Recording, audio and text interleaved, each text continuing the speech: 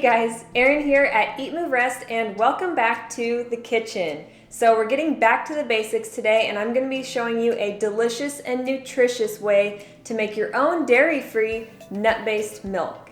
So one of the biggest concerns we have with family members, friends, and coaching clients is I'm lactose intolerant or dairy upsets my stomach. We are actually the only species that finds it necessary to consume another species' secretions. Ew, right? It's just not necessary. We don't need it to survive. Most definitely don't need it to thrive. If you need to cut it and you're missing it, then I recommend switching to almond milk. So one of the most important reasons why we make our own almond milk at home is because, well, there's many reasons, but it's cheaper, you can buy in bulk, and you can make sure that you're not getting any added chemicals or preservatives. You're getting fully raw nutrition right here. There's no pasteurization, nothing bad in it. So to make your almond milk, the only ingredients you're gonna need really are 1 cup of soaked raw walnuts and 3 to 4 cups of water. What you want to remember when making your own nut-based milks is you want to do a 1:3 ratio of nut to liquid or a 1:4 ratio, depending on how smooth and creamy or more watery you want your milk to turn out.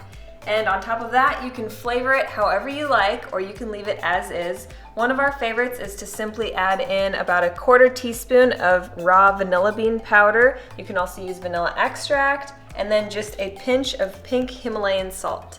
Alternatively, you can get really crazy and have fun with it. You can use cacao powder and make chocolate milk. You can use strawberries blended in to make strawberry milk. The list goes on. No matter what version you use though, this is gonna make a fantastic base for smoothie recipes. You can throw it in your oatmeal, with your cereal, whatever you really desire.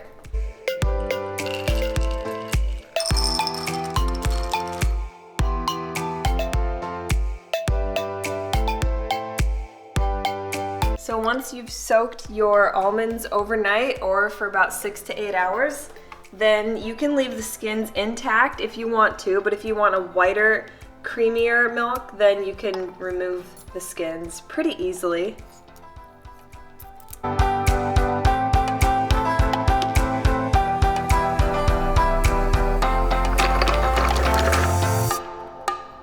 I like it.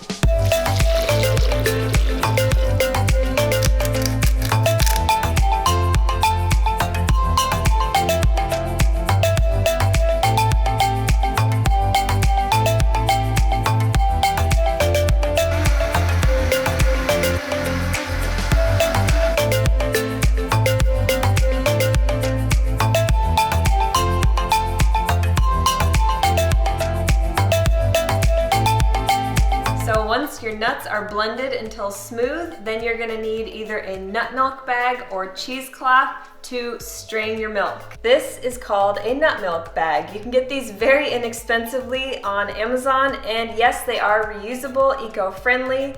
Another alternative would be cheesecloth if you can't find yourself a nut milk bag, but we're gonna go ahead and just pour our almond milk right on in.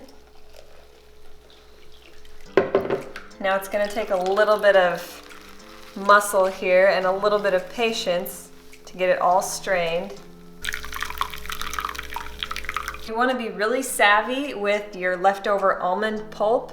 You can take this and you can put it in a dehydrator, and once it's completely dry you can toss it into a small food processor or blender, blend it up, and you've got almond flour or almond meal, and you can make all kinds of baked goods with it.